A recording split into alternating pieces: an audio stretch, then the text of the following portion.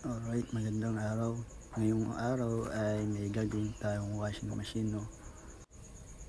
Itong American Home na to, no?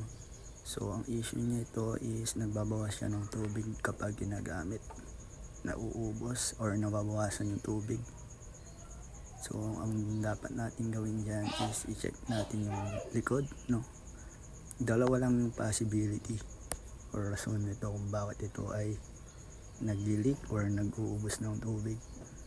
Ito yan, nandito lang yan sa valve. Makikita yan dito sa ilalim ng washing machine, no? That's common na. Ito yung valve seal niyan, nandito. Ito, tuturo ko. Yan. Ito, para mas klaro, lapit natin yung camera. Kukunin ko na siguro yung valve seal na ito, no? Or yung pinaka rubber. Ito siya. Ito yung sira na yan.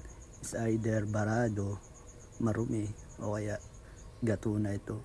So sa case nitong washing na to is sobrang luma niya na. Makita nyo may biyak na siya, no? Diyan na nagre-leak yung dapat na binabara niyang tubig. So ang purpose niyan is i-drain. Pag i-drain yung tubig, aangat siya. Kapag hindi naman i-drain yung tubig, nakatakip siya sa pinaka drain valve niya. Ito ang papalitan natin. So meron na tayong na-order, no? Sa online lang to ang galing. So wala pa itong 50 pesos. Alamin nyo lang yung sukat or yung brand name ng washing machine.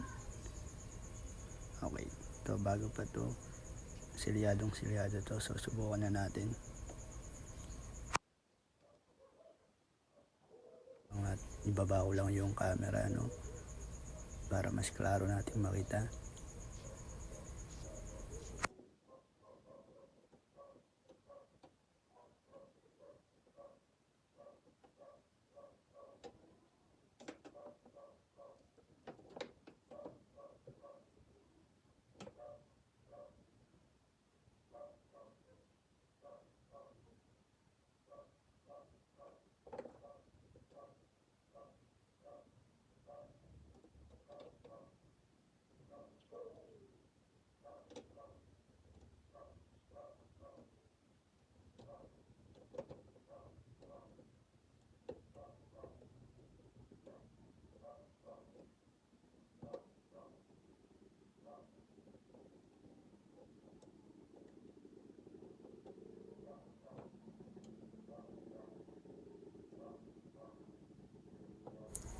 Actually ito, madali lang ito i-install, no?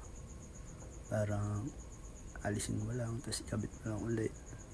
Yun lang, simple siya.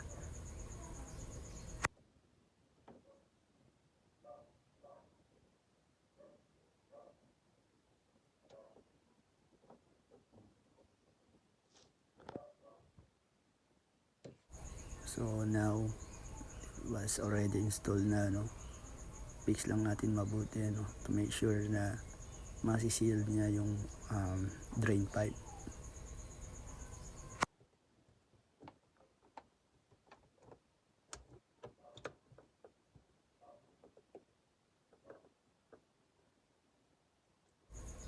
And kung makikita nyo, meron siyang pinaka thread dito, no? Teka. Ayan, yun, binuksan na natin yung flash niya para mas malinaw yung makita kung paano natin i-install uli siya pabalik.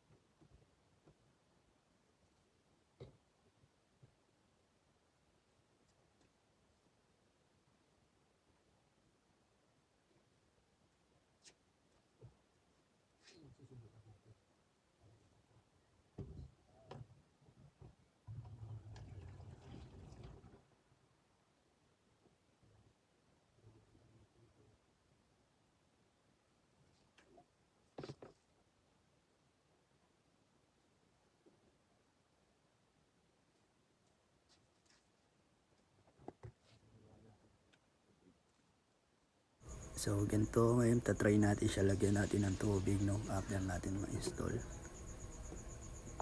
Just to make sure no, na nagawa na natin itong ating washing machine. Nakikita nyo walang nagli-leak dito, wala. So ngayon bubuksan natin yung kanyang drain. So dapat lumabas na yung tubig niyan, lumalabas na, nagre-release na uli. Balik natin, kailangan naka-sealed. Ayun, all goods na. Maraming salamat sa panonood.